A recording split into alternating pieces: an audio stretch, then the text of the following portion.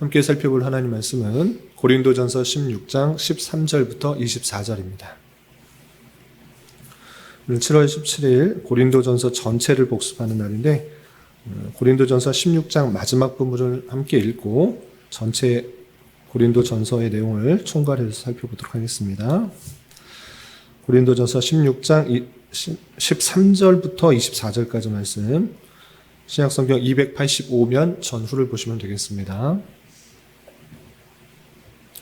13절부터 함께 봉독합니다.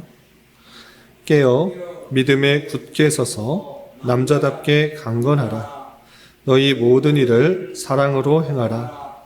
형제들아, 스데바나의 집은 곧 아가야의 첫 열매요 또 성도 섬기기로 작정한 줄을 너희가 아는지라. 내가 너희를 권하노니 이 같은 사람들과 또 함께 일하며 수고하는 모든 사람에게 순종하라. 내가 스데바나와 부드나도와 아가이오가 온 것을 기뻐하노니 그들이 너희의 부족한 것을 채웠으므라. 그들이 나와 너희 마음을 시원하게 하였으니 그러므로 너희는 이런 사람들을 알아주라. 아시아의 교회들이 너희에게 문안하고 아굴라와 브리스가와 그 집에 있는 교회가 주 안에서 너희에게 간절히 문안하고 모든 형제도 너희에게 문안하니 너희는 거룩하게 입맞춤으로 서로 문안하라. 나 바울은 친필로 너희에게 문안하노니 만일 누구든지 주를 사랑하지 아니하면 저주를 받을지어다. 우리 주여 오시옵소서. 주 예수 그리스도의 은혜가 너희와 함께하고 나의 사랑이 그리스도 예수 안에서 너희 무리와 함께 할지어다. 아멘. 네, 잘 오셨습니다. 이 시간에 여기까지 나오신 여러분들 위해 하나님의 크신 은혜가 함께하기를 진심으로 기원합니다. 네, 우리는 지난 7월 1일부터 16일까지 고린도 전서의 내용을 살폈습니다. 고린도 교회에 있었던 다양한 문제를 통해서 오늘날 우리에게 있어서 어떤 교훈을 받아야 될지 자세히 살펴봤는데 그 내용이 너무나 중요하기 때문에 오늘은 전체를 복습하는 시간을 갖도록 하겠습니다. 내용이 많기 때문에, 교훈이 많기 때문에 그냥 들어서는 이 교회당 바깥으로 나갈 때 다 잊어버릴 수 있으니까 여러분들 갖고 계시는 말씀일기 책자에 그 기록이 잘 되어 있습니다. 이것을 보고 또 교훈을 받고 또 댁에 가서도 이 내용들을 다시 한번 살펴보면서 그때 당시의 일로만 여길 것이 아니라 오늘날 우리 교회에서도 있을 수 있는 일 그리고 있는 일로 생각하면서 이 말씀의 교훈에 따라 우리의 삶을 잘 단속하고 또 하나님의 말씀대로 바꿔나가야 될 것입니다. 그러면 전체 내용을 살펴보도록 하겠습니다. 여러분들 말씀일기 책자와 성경책을 딱 펴놓고 같이 들으시면 좋겠습니다. 우선 고린도전서 개요를 잠깐 말씀드리면 고린도 교회는 어디에 있는가라고 할 때 그리스 반도 맨 아래쪽에 있는 큰 그런 섬과 같은, 섬은 아니지만 큰 도시입니다. 항구 도시인데 바울이 2차 전도 여행 때 이곳에 1년 반 동안 머물면서 복음을 전파하고 교회를 세웠던 것입니다.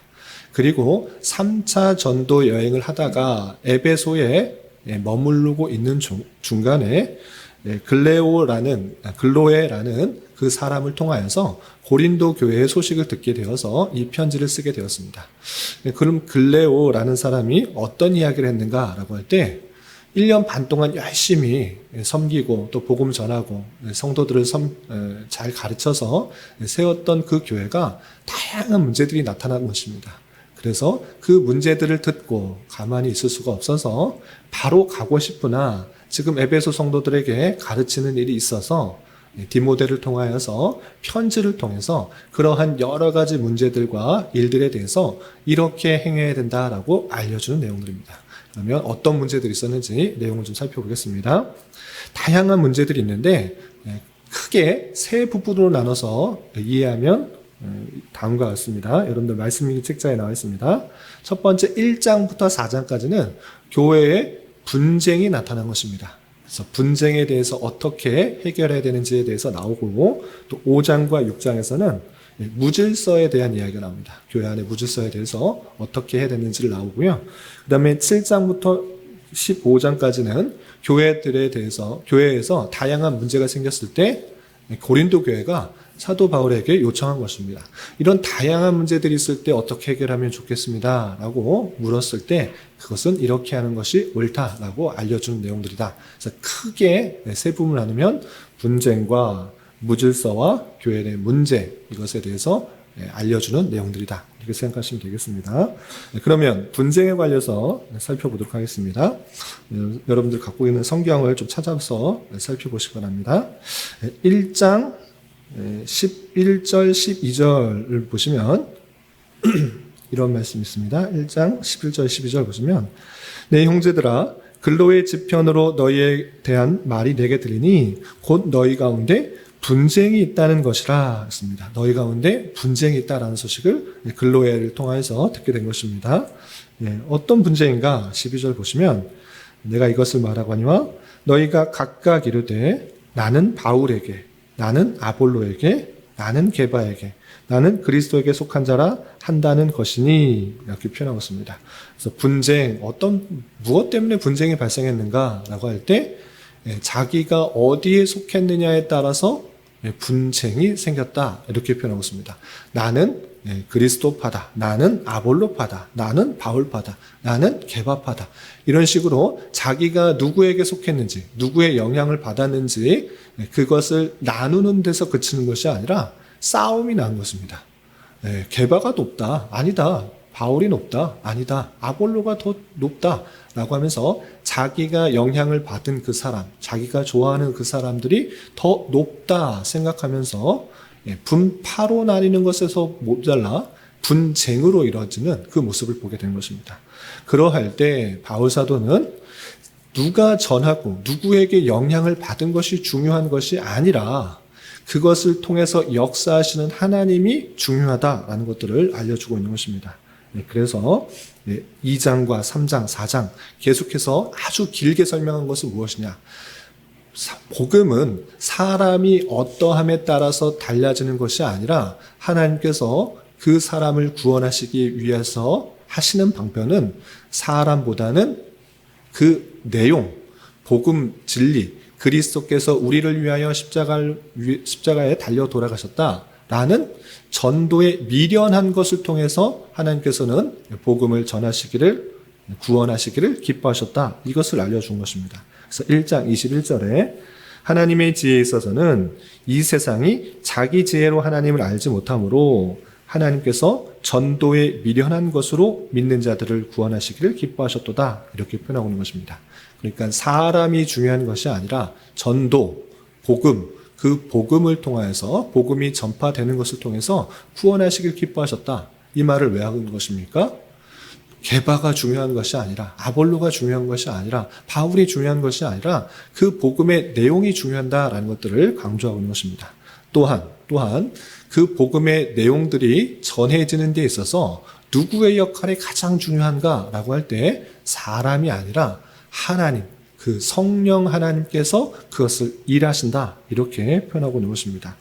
그래서 2장에서 보시면 2장 5절에 너희 믿음이 사람의 지혜에 있지 아니하고 다만 하나님의 능력에 있게 하려 하였노라 라고 표현하고 있습니다. 바울 사도도 자기가 전할 때 말을 잘했느냐? 아니다. 내가 너희한테 거할 때 약하고 두려워하고 심히 떨었다. 내 말과 전도함이 설득력에 있는 지혜의 말로 하지 아니하고 다만 성령의 나타나심과 능력으로 하였다. 이렇게 표현하고 있는 것입니다. 바울이 말을 잘 전했기 때문에 너희들이 변했는가? 아니다. 성령의 능력에 나타나서 너희들이 믿게 된 것이다. 사람이 중요한 거 아닌데 왜 자꾸 누구에게 속였다라고 하면서 분쟁을 일으키는가? 그런 것은 잘못된 것이다. 이렇게 표현하고 있는 것입니다. 그리고 3장과 4장에서 중요한 말, 나는 심었고 아볼로는 물로 주었을 때 오직 하나님께서는 자라나게 하신 것이다. 3장 6절에 이렇게 표현하고 있는 것입니다. 그래서 씨를 심는 사람이 중요하다 또는 물 주는 사람이 중요하다 이걸 말하는 것이 아니고 오직 자라나게 하시는 것은 하나님이시다. 내가 아무리 수고를 했을지라도 자라나게 하지 않으시면 그 너희들이 자라날 수가 없는 것인데 왜 그런 일을 갖고 분쟁하느냐. 그렇게 분쟁하지 말라. 이렇게 표현하고 있는 것입니다. 그러면서 게바나 바울이나 아볼로나 다 우리는 하나님의 똑같은 동역자들이다. 누가 우열을 나누지 말라. 이것을 강조하고 있는 것입니다. 그리고 이런 여러 가지 하나님의 일을 맡았을 때 어떤 자세로 살아가야 되는가? 4장과 1절, 2절 보시면 사람이 마땅히 우리를 그리스도의 일꾼이요 하나님의 비밀을 맡은 자로 여길지어다. 그리고 맡은 자들에게 구할 것은 충성이니라 라고 하면서 맡았기 때문에 충성을 다해서 봉사하는 것이지 그것을 우열을 나누면서 분쟁하지 말라라고 표현하고 있는 것입니다. 그래서 충성되게 하나님의 일들을 감당하는 자로서 너희 또한 그 충성된 모습만을 보고 사람을 판단해라 라는 것들을 강조하고 있습니다.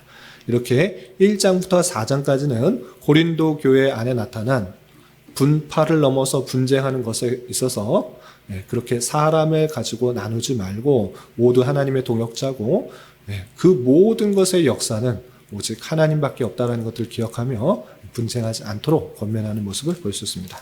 그리고 5장에서는 음행에 대해서 표현하고 있습니다. 5장과 6장에서는 음행과 소송 사건에 대해서 말하고 있는데 특별히 음행하는 데 있어서 권징의 중요성을 말하고 있는 것입니다. 고린도 교회에 세상에도 없는 그런 음행들이 나타나고 있었습니다. 그런데 고린도 교회는 어떤 자세가 갖고 있었는가? 5장 2절에 보면 너희가 오히려 교만하여져서 어찌 통한이 여기지 아니하며 그 일 행한 자를 너희 중에서 쫓아내지 아니하였느냐라고 표현하고 있습니다. 세상에서도 하지 않는 음행들, 더 심한 음행들을 행하고 있는 모습이 교회 안에 있었는데 너희는 교만해져서 그것을 쫓지 아니하였다라고 표현하고 있습니다. 그러니까 나름대로 명목을 갖고 있는 것입니다. 우리는 사랑이 충만해야 돼. 어떤 사람이라도 용서하고 용납해야 돼. 이런 식의 내용들이 그것은 교만이다라고 표현하고 있는 것입니다. 교회 안에 다양한 문제들이 있을 때, 죄악들이 있을 때 교회는 무엇 해야 되는가? 그 죄악들에 대해서 권징해야 된다라고 표현한 것입니다. 잘못을 그냥 용서해주고 덮어주고 넘어가는 것이 아니라 그 잘못이 온 교회에 퍼질 수도 있는 줄 알아. 그 잘못들이 드러날 때 권징을 통해서 그것들을 올바로 잡아야 된다라고 표현하고 있는 것입니다. 그래서 예를 들어서 5장 6절에 이렇게 표현하고 있습니다. 5장 6절 보시면 너희가 자랑하는 것이 옳지 아니하도다. 적은 누룩이 온 덩어리에 퍼지는 것을 알지 못하느냐라고 하면서 한 사람의 죄악들을 그냥 묵인하다가 온 교회에 저렇게 해도 되나 보다. 저것 다 용납해 주는구나. 이런 식의 일들이 될 수 있는 줄 알아. 그 죄악들이 드러났을 때는, 발견되었을 때는 적법한 절차의 권징을 통하여서 올바로 잡는 것, 그것이 꼭 필요하다는 것을 강조하고 있는 것입니다. 그리고 6장에서는 소송 문제에 대해서 또 이야기하고 있습니다. 어떤 일이 있었는가? 교회 안의 분쟁과 다툼과 여러 가지 재산 문제로 또 물질 문제로 다툼이 발생했습니다. 그럴 때 해결이 나지 않자 어떻게 했는가? 세상 법정에 끌고 나가서 시시비비를 갈리는 그런 일들을 벌인 것입니다. 그 일들을 보면서 바울은 안타까우면서 이렇게 권면하는 것입니다. 너희들이 어떻게 세상 법정에 나가서 그 소송 문제를 해결하려고 그러냐? 소송을 걸어서 시시비비를 가리려고 하느냐? 우리가 세상을 판단할 것이고 세상이 잘못됐다. 또 잘됐다. 이런 것들을 판단할 사람들인데 어떻게 교회에 있는 성도들이 세상 사람들의 판단을 받으려고 하느냐. 차라리 그 손해 받아라. 네가 그것을 그냥 손해보고 없애는 것으로 생각해야 되지 그것을 세상 법정으로 가지고 가지 말라. 이렇게 표현하고 있는 것입니다. 그래서 6장 2절을 보면 성도가 세상을 판단할 것을 너희가 알지 못하느냐? 세상도 너희에게 판단을 받겠거든 지극히 작은 일 판단하기를 감당하지 못하겠느냐? 라고 하면서 우리가 갖고 있는 그 여러 가지 재정이나 물질이나 시시비비를 가는 것은 아주 작은 일이다. 우리가 나중에 세상들이 잘못됐다는 것을 하나님 앞에서 똑같이 그리스도와 함께 판단할 것인데 어떻게 그런 일들을 행하고 있느냐라고 지적하는 것입니다. 그래서 7절에서 보시면 너희가 피차 고발함으로 너희 가운데 이미 뚜렷한 허물이 나니 차라리 불의를 당하는 것이 낫지 아니하며 차라리 속는 것이 낫지 아니하냐라고 하면서 교회 안에 있는 여러 가지 시비들은, 여러 가지 문제들은 교회 안의 질서에서 치리회를 통하여서 시시비비를 가리고 그것이 판단되어야 될 것이지, 나는 세상 법정에 나가서 해결하겠다, 이런 것은 참으로 부끄러운 일이다라는 것들을 알려준 것입니다. 이 말씀을 통해서 우리가 하나님의 말씀으로 세상의 죄악들과 세상의 잘못들을 판단할 자이구나라는 것들을 잘 알며 살아가야 될 것입니다. 그리고 7장에서는 결혼에 관해서 묻습니다. 결혼에 관해서 그냥 이야기하는 것이 아니라 고린도 교회가 결혼에 대해서는 어떻게 됩니까? 결혼 꼭 해야 되는 것입니까? 아니면 지금 이혼하려고 하는 사람이 있는데 이거 갈라져서 사는 것이 맞습니까? 다양한 문제들에 대해서 7장에서 길게 설명하고 있습니다. 핵심은 이렇습니다. 누구든지 하나님께서 주신 선물 중에 하나인 그런 성욕이 있는 것입니다. 그것이 죄가 아니라 하나님께서 주신 고귀한 것이고 성스러운 것입니다. 그런데 이 성욕을 자기가 자기 욕구를 채우기 위해서 음행하는 방식으로 사용하기 때문에 죄악이 된다. 그러니 음행을 피하기 위해서는 결혼을 해라. 하나님께서는 그 성욕을 부부 관계 안에서 해결할 수 있도록 청해 주신 것이다. 너희가 음행을 피하기 위해서는 결혼을 해라. 결혼 관계 안에서 서로 남편과 아내의 그 의무를 충실하게 행함으로 그것들을 해결할 수 있도록 해야 된다라고 표현하고 있습니다. 그런데 그것을 꼭 해야 되는 것은 아니다. 바울 사도 자신과 같이 그런 것에 대해서 구애받지 않는 것을 절제할 수 있는 그런 은사가 있는 사람은 꼭 결혼하지 않아도 된다. 결혼을 하게 되면 아내와 또 자녀와 그것에 구속되게 되는 줄 알아. 하나님의 일들을 해야 되는데 세상적인 일 또는 아내와 또 자녀를 신경 쓰는 일이 그것이 묶이고 또 여러 가지 육체적인 어려움도 있는 줄 알아. 꼭 해야 되는 것은 아니다. 그러나 그 음행과 음욕을 피할 수 없으면 결혼을 해야 된다라고 표현하고 있는 것입니다. 또한 부부와 관계에서 그 이혼하는 문제에 있어서도 그거 마음대로 자기 성격이 맞지 않는다고 해서 그냥 이혼하는 건 아니다. 누구든지 음행한 연고외로 하나님 앞에서 나뉠 수가 없다라는 것들을 알려주었고, 또한 남편이나 아내가 신앙이 다를지라도 그 모습을 통해서, 그 자신의 신앙의 모습을 통해서 아내와 남편이 바뀌게 될 수 있는 줄 알아. 원하면 헤어지지 않아도 된다. 그 경건한 모습을 통해서 구원할 수 있기 때문에 헤어지지 않아도 된다라고 표현하고 있는 것입니다. 또한 처녀에게 있어서도 처녀가 꼭 결혼 안 해도 되지만 하고 싶으면 해라. 그러나 결혼을 해서 남편이나 또 자녀에게 그런 에너지가 뺏기고 또 하나님을 기쁘시게 하는 일이 막혀진다고 하면 차라리 하지 않으면 좋겠다, 이렇게 표현하고 있습니다. 그것은 하지 말라라는 그런 의미가 아니라 결혼조차도 하나님께서 결혼 제도를 왜 만들어 주셨는가라고 할 때 아담에게 있어서 하나님께서 맡겨주신 일을 홀로 행하는 것이 좋지 못하였기 때문에, 완전하지 못했기 때문에 돕는 배필로 주신 것입니다. 그래서 부부는 부부 생활을 통하여서 같은 목표, 하나님을 기쁘시게 하는 일들을 행해야 될 것이지 결혼을 통해서 서로의 기쁨과 서로의 즐거움과 만족을 위해서 행하는 것이 아니다. 결혼조차 하나님을 기쁘시게 하는 것이 아니라고 하면 하지 않도록 바울 사도는 강하게 권면하는 것을 볼 수 있습니다. 그리고 8절부터 길게 10장까지는 우상 제물에 관한 내용들입니다. 고린도 교회에 우상들이 많이 있었고 대부분의 고기는 우상에게 바쳐졌던 것들이 시장에 내다 팔리는 것이었습니다. 이 문제로 인하여서 고린도 교회 성도는 어떻게 우상에게 바쳐졌던 그 고기들을 먹을 수 있습니까? 아니, 먹어야 된다라는 사람도 있고 먹지 말아야 된다, 이렇게 논란들이 있었던 것입니다. 그럴 때 바울 사도는 그것을 확실하게 말해줍니다. 세상에 우상은 없다. 하나님 외에 다른 신은 없다. 그렇기 때문에 우상 제물을 먹고 안 먹는 것 별로 중요하지 않다. 감사함으로 받으면 다 괜찮은 것이다. 그러나 그것이 믿음이 없는 사람에게 실족하게 되는 일이라면 차라리 먹지 말라. 너가 먹을 자유가 있으나 그 권한, 그 자유를 믿지 않는 사람 또는 믿음이 연약한 사람들을 위해서 탄속하는 것이 중요하다라고 표현한 것입니다. 모든 것이 가하나 모든 것이 유익한 것이 아니고 모든 것이 가하나 모든 것이 덕을 세우는 것이 아니다. 이렇게 10장 23절에 알려주는 것입니다. 우리가 할 수 있으나 그것이 할 수 있다고 해서 마음대로 할 수 있다는 것이 아니고 혹여나 실족하게 될 사람들 또는 교회에 덕이 되지 않고 교회에 저 사람은 왜 저렇게 하나 이렇게 될 수 있는 줄 알아. 우리가 삼가 우리에게 받은 자유와 받은 권리들을 단속하여서 하나님께 영광이 되고 교회의 덕과 유익이 되게 하는 것이 마땅하다. 이렇게 알려주고 있는 것입니다. 여기까지가 10장까지 내용이고요.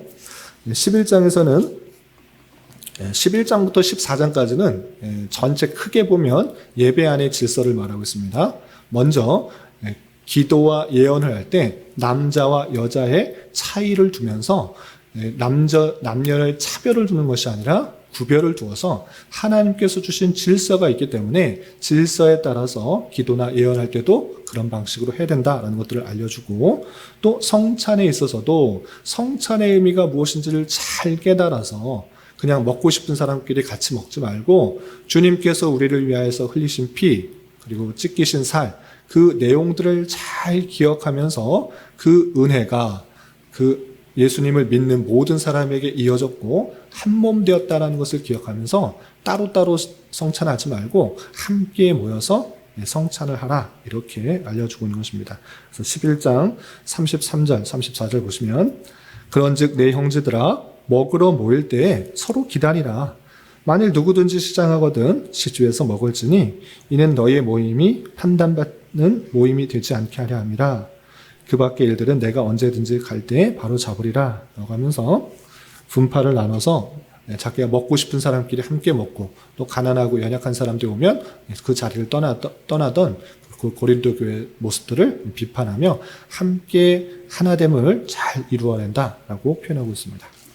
그리고 12장에서는 고린도 교회에 나타나고 있는 다양한 은사들, 병 고치는 은사, 예언의 은사, 통역의 은사, 방언의 은사, 지식과 지혜의 은사, 다양한 은사들이 있는데 그 다양한 은사들을 가지고 또 우열을 나눈 것입니다. 내가 높다, 어떤 것들은 높다, 어떤 것은 천하다 이런 식으로 나뉘고 있는데 잘 생각해봐라. 그 은사를 누가 주는 것이냐?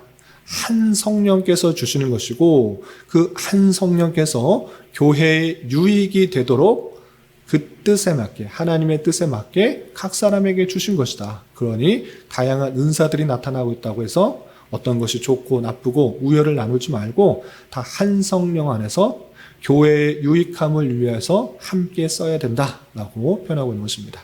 그래서 은사는 다양하지만 한 성령께서 주시는 것인 줄 알아. 너희도 한 마음으로 교회의 유익이 되게 그 각각의 분야들을 잘 써야 된다라고 말한 이후에 13장 그 은사들을 사용하는 데 있어서 가장 좋은 방편이 무엇인가? 그것은 사랑이다. 너희들이 은사들이 아무리 뛰어나고 좋아 보일지라도 사랑이 없으면 아무 소용없다. 그것은 너가 드러나는 것이고 너의 유익을 위한 것이지 교회에 전혀 유익이 안 되는 것일 수 있는 줄 알아. 무엇보다도 중요한 것은 그 은사들을 받았을 때 또 행하게 될 때 사랑을 가지고 행해야 된다는 것들을 알려주었습니다. 그리고 14장에서는 가장 큰 은사가 무엇이냐, 가장 좋은 것이 무엇이냐, 너희들이 어떤 것을 가장 사모해야 되는가라고 할 때 그것은 다름 아니라 방언이 아니다, 예언이다 이렇게 표현했습니다. 그럼 오늘날 있어서 예언을 막 해야 되는 것인가, 앞으로 일어날 일을 알게 해달라고 그것을 간구해달라는 것인가, 그것이 아니고 자세히 읽어보면 그 예언은 하나님께서 우리에게 얼마나 우리가 죄인인지를 깨닫게 해주시고 그 죄인에게 하나님의 놀라운 사랑을 깨닫게 해주실 뿐만 아니라 그 예수 그리스도로 말미암아 구원을 얻은 것으로 인하여서 경배 찬송하게 하는 그런 내용인 것을 알 수 있습니다. 그래서 방언은 자기의 덕을 세우는 일이지만 예언은 모든 사람들에게 자신의 죄악을 깨닫고 하나님을 경배하게 하는 내용인 줄 알아. 그것을 더 사모해야 된다라고 표현하고 있는 것입니다. 그래서 다양한 은사들이 있을진데 자신의 유익만을 위한 것이 아니라 교회의 유익을 위해서, 전체 유익을 위해서 행해야 될 것을 강조하고 있는 모습을 볼 수 있습니다. 그리고 15장 마지막 교훈이라고 할 수 있는데, 우리가 절대 이 세상에서 잊지 말아야 할 내용 중에 정말 중요한 것, 그것은 부활 신앙인 것입니다. 이 땅에서의 삶이 끝이라고 하면 이보다 참으로 불쌍한 자들이 없다. 그러나 우리에게는 부활이 있다. 부활이 있다라는 것을 알려주시기 위해서 예수님께서 십자가에 달려 돌아가셨다가 부활하신 것이다. 그러니 너희도 잠자는 자들의 첫 열매가 되신 예수 그리스도를 믿음으로 우리가 부활될 것을, 마지막 나팔 불 때에 호련히 변화되어서 주님과 같은 그런 영광스러운 몸으로, 썩지 않을 몸으로 변화될 것을 기대하며 이 땅에서의 삶을, 천국에서의 영원한 삶을 준비하는 기간, 훈련하는 기간, 그런 줄 알아. 여러 가지 어렵고 힘든 일이 있을지라도 잘 감당하며 인내하며 천국에서의 삶을 준비할 것을 권면하는 내용들을 생각할 수 있습니다. 이렇게 고린도 교회에 나타난 다양한 문제들이 있는데, 그때 당시의 일로 여길 것이 아니라 오늘날 우리에게도 충분히 일어날 수 있는 일로 생각하여서 미리미리 그 교훈에 따라서 어떻게 행동해야 될지, 어떻게 살아가야 될지 실제 잘 적용하여서 하나님의 교회에 합당한 그런 모습으로 나아가 될 것입니다. 이런 은혜가 저와 여러분, 우리 모두에게 있기를 진심으로 기원합니다. 기도하겠습니다. 하나님 아버지 감사합니다. 오늘은 고린도 전서의 내용 전체를 다시 한번 살펴보았습니다. 이런 말씀을 대하는 자로서 고린도 교회에 나타난 문제들이 우리에게도 똑같이 나타날 수 있는 줄 알아 사도 바울의 권면과 충고를 귀담아 들어 주님의 말씀으로 받게 하여 주시고, 주님 안에 하나된 모습으로 나뉘지 말고 세상을 판단하고 심판할 존재로 인식하며 살아가되 죄에 대하여는 단호하게 대처하고 또 음행을 피하게 하여 주시며, 결혼을 할지라도 하나님을 기쁘시게 하는 일에 더욱 힘쓰게 하여 주시며, 우리의 자유와 은사들을 나의 유익만을 위해서가 아니라 교회의 덕이 되고 유익이 되는 방향으로 사용하여 주님의 교회를 온전히 세워나갈 수 있도록 은혜를 더하여 주시옵소서. 주님, 교회 안에 육체적, 경제적, 사업적, 관계적 문제 등으로 주님께 간절히 기도하는 여러 지체들이 있사오니 주님께서 그 모든 상황과 여건과 마음을 주장하여 주셔서 우리의 기대와 소망보다 훨씬 더 풍성한 것들로 채워주신 하나님을 깊이 경험할 수 있는 기회 되도록 인도하여 주시옵소서. 오늘 저녁에 있는 수요 성경 공부 시간에도 주님 함께하여 줄 줄 믿으며 이 시간 각자 간절하게 간구하는 기도 제목 주님께서 들으시고 가장 선한 것들로 응답하여 주시옵소서. 예수님의 이름으로 기도 올리옵나이다. 아멘.